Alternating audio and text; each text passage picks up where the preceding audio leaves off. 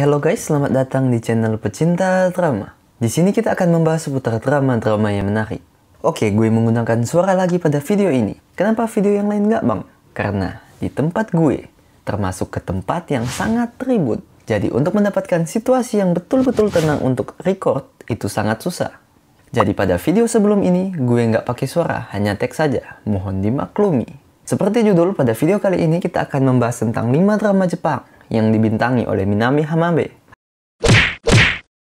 Artis Jepang yang sangat cantik dan baik hati, dan juga sudah banyak memerankan peran dalam dunia drama di Jepang. Apalagi dia termasuk ke dalam artis yang masih muda karena baru berumur 20 tahun. Konon katanya penggemar Minami dan Kana hampir sama banyak di Indonesia. Kalau kalian di mana? Kalau gue sih nggak dua-duanya. Oke, mari kita bahas 5 drama Jepang yang dibintangi oleh Minami Hamabe.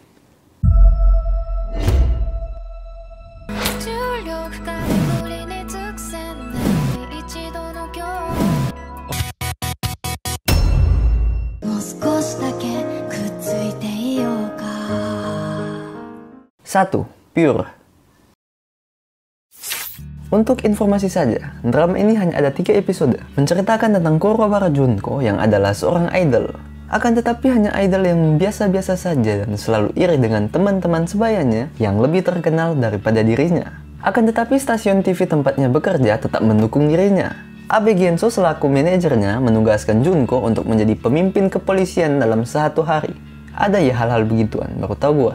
Karena Junko hanyalah idol yang biasa-biasa saja, makanya dirinya yang bahkan sudah menjadi pimpinan polisi saja masih tidak memiliki penggemar. Bahkan saat parade, dirinya kalah populer dari Odenden, maskot dari kepolisian tempatnya bekerja. Tidak ada orang yang antri di barisannya saat proses tanda tangan, dan malah pergi ke barisannya Odenden, maskot kepolisian itu. Di sisi lain ada seorang detektif bernama Todo Shukashu yang bertugas untuk menyelidiki kasus-kasus. Dan karena suatu insiden, Todo dan Junko pun akhirnya bertemu. Dan pertemuan pertama mereka, Todo mengira kalau Junko lah yang mengambil dompetnya. Padahal memang iya. Akan tetapi Junko mengembalikan dompet itu sehingga membuat seolah-olah kalau Todo melakukan penuduhan kepadanya. Sebagai permintaan maaf Todo kepadanya, Junko pun menjadi pimpinannya Todo dalam menangani kasus-kasus. Dan sebenarnya, yang paling banyak mengambil peran dalam memecahkan kasus-kasus pembunuhan yang terjadi adalah Junko, yang dimana orang yang pantas untuk diberikan piagam penghargaan pastilah adalah Junko. Akan tetapi Todo malah mengambil piagam penghargaan itu untuk dirinya sendiri, yang membuat Junko marah. Kalian bisa nonton sendiri drama ini.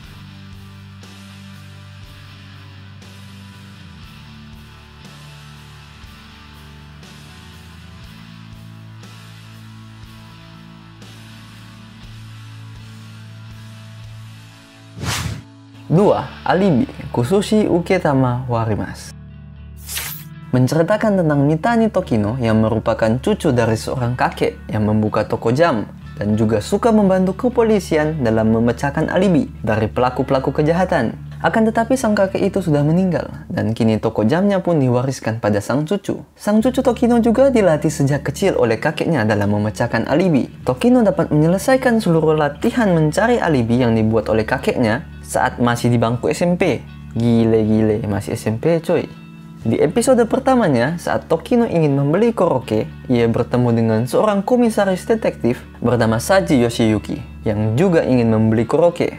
Saat perjalanan pulang, mereka melihat seorang pemuda yang sebenarnya adalah penulis ditabrak oleh mobil yang sedang dikendarai oleh orang mabuk. Sebelum detik-detik kematiannya, dia mengatakan kalau dia sudah membunuh seseorang sebelumnya. Dan sang detektif pun menanyakan apa yang bisa ditanyakan sebelum orang tersebut betul-betul meninggal. Seperti siapa yang dia bunuh, di mana tempat tinggalnya, dan lain-lain.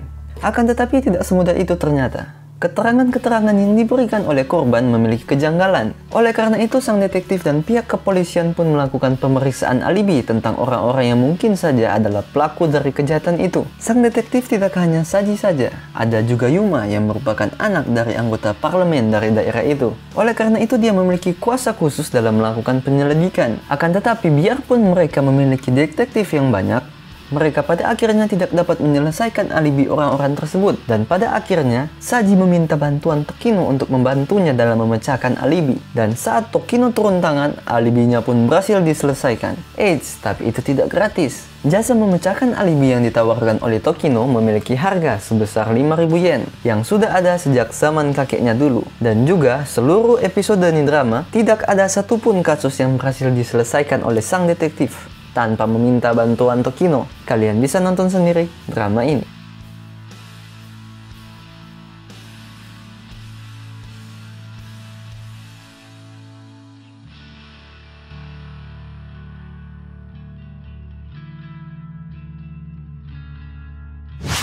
Tiga, Anohana, The Flower We Saw That Day.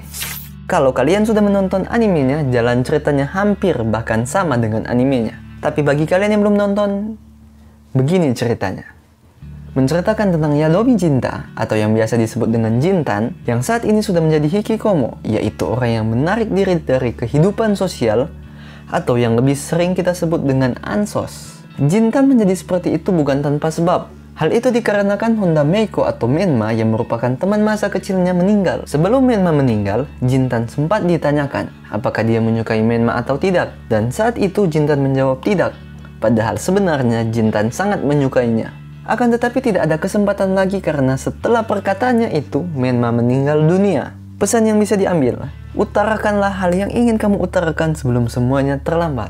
Iya. Akan tetapi Jintan masih diberi kesempatan. Arwah Menma yang sudah remaja datang kepadanya.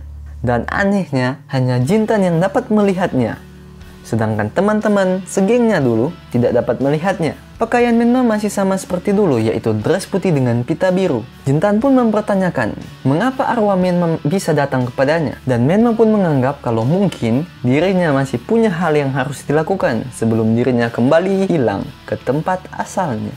Hal tersebut adalah permohonan yang akan terjadi bila semua anggota gengnya dulu kembali berkumpul. Dan Jintan pun perlahan-lahan mulai berusaha untuk mengumpulkan kembali teman-temannya dulu demi mengabulkan permintaannya Menma. Dan terjadilah reka ulang kejadian di mana Jintan ditanyai apakah dia menyukai Menma atau tidak. Karena tidak ingin menyesal untuk yang kedua kalinya, Jintan pun mengatakan yang sejujurnya kalau dirinya sangat menyukai Menma.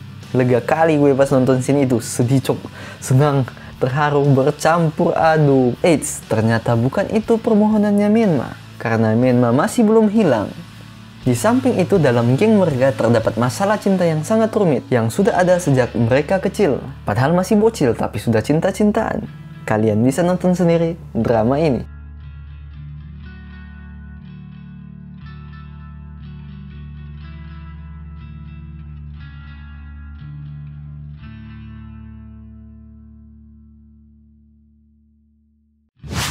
Empat, Sensei Kunshu. Menceritakan tentang seorang siswa SMA bernama Ayuha yang ingin menembak teman sekelasnya yang bernama Ren. Dan ya, ditolak mentah-mentah. Malu nggak? Malu nggak? Malulah masa nggak? Eits, tapi tidak untuk Ayuha.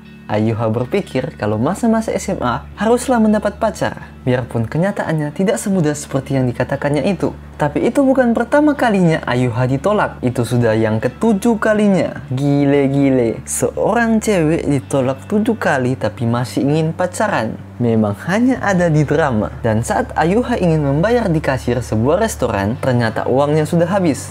Kalau gue mah lihat-lihat dompet dulu baru masuk ke restoran kan ya. Dan datanglah seorang cowok yang tampan dan berani yang membayarkan tagihannya Ayuha. Ayuha pun langsung terpesona pada sosok cowok itu. Dan ternyata cowok itu adalah wali kelasnya Ayuha yang baru bernama Hiromitsu Yoshitaka. Ayuha pun menganggap kalau itu merupakan takdirnya dengan belahan jiwanya. Tanpa pikir panjang, Ayuha langsung berjuang dengan penuh semangat untuk mendapatkan hati wali kelasnya itu, yang bisa dibilang agak dingin. Akan tetapi tidak semudah itu. Banyak sekali tantangan yang harus dihadapi. Salah satunya dengan kedatangan Simon, seorang cewek yang merupakan teman masa kecil Hiromitsu, yang juga menyukainya. Dan Simon juga menjadi guru sementara yang bertugas untuk mengganti guru mereka yang sedang sakit. Biarpun begitu, Ayuha tidak menyerah begitu saja pada guru yang sangat dicintainya. Udah susah didapetin, malah dapat saingan baru. Begitulah kira-kira posisi Ayuha sekarang. Kalian bisa nonton sendiri drama ini.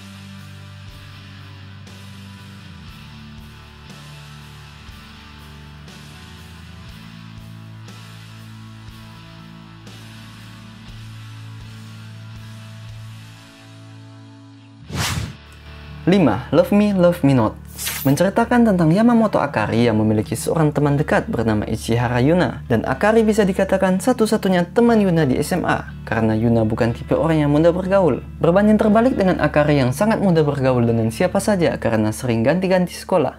Yuna yang dari kecil sudah berharap bahwa dirinya akan bertemu dengan seorang pangeran yang tampan dan berani pun curhat pada Akari kalau ternyata dia melihat sosok pangeran itu di dunia nyata. Yuna ingin cinta pertamanya itu seperti pangeran yang ada di buku gambarnya.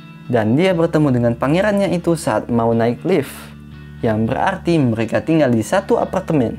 Akan tetapi, Yuna hanya bisa melihat sosok itu dalam diam saja, karena balik lagi, Yuna bukanlah orang yang suka banyak ngomong. Dan jeng-jeng, ternyata pangerannya Yuna adalah Yamamoto Ryo, adiknya Akari. Ya nggak apa-apa dong, kan cuma adiknya. Sebagai kakak yang baik dan teman yang baik harusnya didukung dong. Mungkin kalian akan berpikir seperti itu. Tapi, tidak semudah itu Ferguso. Ternyata, Akari dan Ryo bukanlah saudara kandung. Ditambah lagi, Ryo itu menyukai Akari. Dari dan sampai mereka telah menjadi saudara. Sampai di situ saja. Tidak Ferguso. Akari malah menyukai Inui yang adalah sahabat dari Ryo. Cinta jenis apa ini? Gue juga nggak tahu dan bingung. Kalian bisa nonton sendiri drama ini.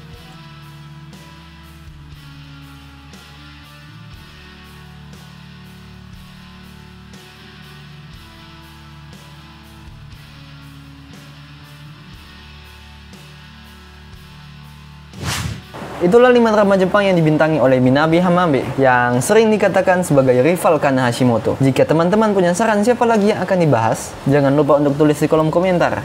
Dan itu aja dari gue pecinta drama, jangan lupa subscribe. Bye-bye!